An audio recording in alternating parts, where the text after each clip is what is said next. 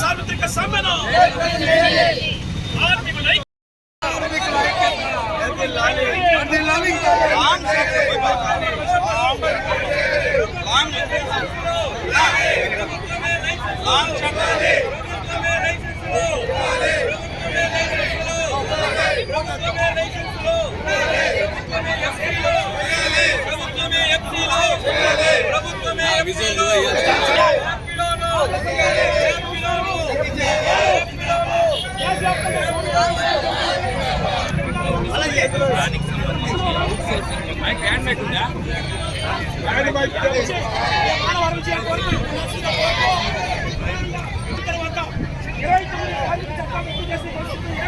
ఈ చట్టాలు రద్దు చేసేంత వరకు మన ఉద్యమాన్ని ఆపుకుంటున్న ఉద్దేశంతో లేబర్ కోడ్ 2020 వెంటనే రద్దు చేయాలని చెప్పేసి ఈరోజు భారతదేశ వ్యాప్తంగా అన్ని కార్మిక సంఘాలన్నీ కూడా సార్వత్రిక సమ్మెకు పిలుపునిచ్చాయి.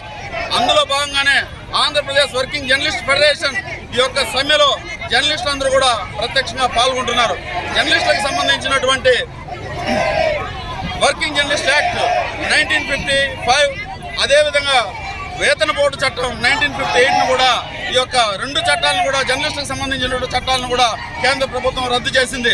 మేము ఒక పక్క మీడియా కమిషన్ ఏర్పాటు చేయాలని, అదేవిధంగా మీడియాకు భద్రత కల్పించాలని, మీడియాలో పనిచేస్తున్నటువంటి జర్నలిస్టులందరికీ కూడా ఒక ప్రత్యేకమైనటువంటి చట్టాన్ని రూపొందించి మీడియా స్వేచ్ఛను కాపాడాలని చెప్పేసి ఒక పక్క డిమాండ్ చేస్తుంటే, కేంద్ర ప్రభుత్వం మాత్రం మరో పక్క చీకటి చట్టాలను అమలు చేస్తూ ప్రజాస్వామ్యంలో జర్నలిజానికి పత్రికా స్వేచ్ఛకు అడ్డుకట్ట వేస్తుంది.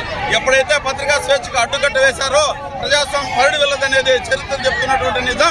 ఈ కార్మిక చట్టాలన్నిటి కూడా కేంద్ర ప్రభుత్వం ఏదైతే 43 కార్మిక చట్టాలన్నింటినీ కూడా రద్దు చేసిందో వీటన్నింటిని కూడా వెంటనే పునరుద్ధరించాలని చెప్పేసి కూడా ఆంధ్రప్రదేశ్ వర్కింగ్ జర్నలిస్ట్ ఫెడరేషన్ తరఫున మేమందరూ కూడా డిమాండ్ చేస్తున్నాం. అదేవిధంగా ఈ యొక్క సమ్మె ఇంతటితో ఆగదు. ఈ యొక్క కార్మికులందరూ కూడా ఏకమై ఈ యొక్క ఎర్ర జెండాల నీడన ఎన్నో రాజ్యాలు కూలిపోయాయి. ఇది చరిత్ర చెప్తున్నటువంటి నిజం. దయచేసి పాలక వర్గాల తెలుసుకోండి, కార్మికుల కడుపు కొట్టొద్దండి. ఇంకా మీకు అవసరమైతే కార్మికులకు అవసరమైనటువంటి మంచి చట్టాలన్నింటినీ కూడా ఇంప్లిమెంట్ చేయండి అని చెప్పేసి మేము ఈ సందర్భంగా తెలియజేస్తున్నాం.